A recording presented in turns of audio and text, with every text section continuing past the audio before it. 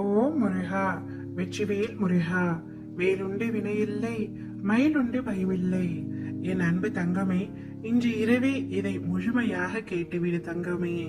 நாளைய தினத்தில் நீ எதிர்பார்த்த பிரியமான உறவிடம் இருந்து மிக பெரிய இன்ப செய்தியை நான் உனக்காக தரப்போகின்றேன்.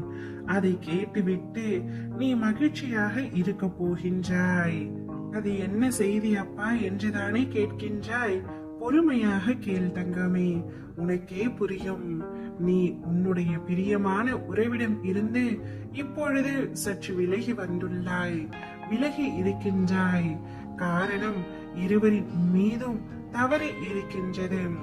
சில விஷயங்களில் இருவரின் மீதும் எந்த தவறுமே இல்லை.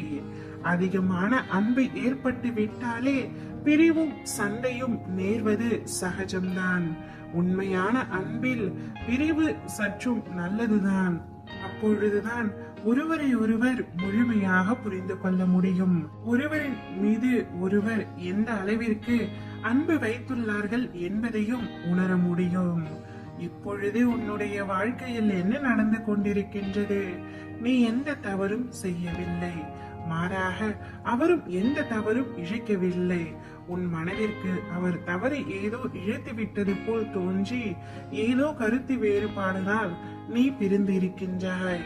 அவர் உன்னிடம் பேசவில்லை என்ற வருத்தத்தில் நாள்தோறும் அழுது உன்னுடைய வாழ்க்கையே ரணமாக இருப்பதை போல் உணர்கின்றாய். என் பிள்ளை, இப்படி வழியில் இருப்பதை என்னால் பொறுத்து கொள்ள முடியவில்லை தங்கமே. உன்னுடைய துணை எப்பொழுது உன்னிடம் பேச வேண்டும் என்றுதானே ஒவ்வொரு நாளும் காத்து கொண்டிருக்கின்றாய். அந்த பிரியமான உறவின் மீது அந்த அளவிற்கு நீ அன்பு வைத்துள்ளாய்.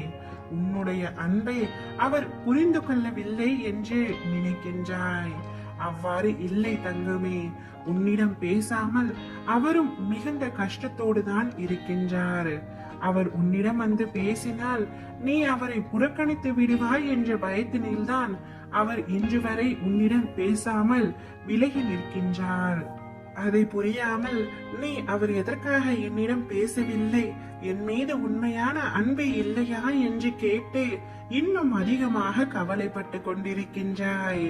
உன் மனதில் இருக்கும் வழிகளை உணர்ந்துதான் உனக்கான இன்ப செய்தியை அவர் மூலமாக நான் சொல்ல வந்துள்ளேன். நாளை அவரே உன்னை தேடி வந்து மன்னிப்பு கேட்டு உன்னிடம் பேசுவார். நீயும் அவரிடம் இயல்பாக பேசு தங்கமே. தவறு செய்வது மனித குணம்தான், அதை மன்னித்து விடு. அப்பொழுதுதான் உன்னுடைய வாழ்க்கை இன்பமாக இருக்கும்.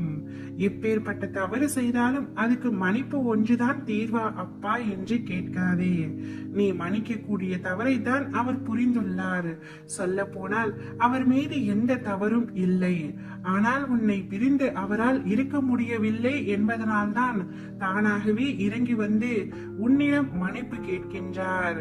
அந்த உறவை புரிந்து கொண்டு சந்தோஷமாக வாழ பழகிக்கொள் தங்கமே.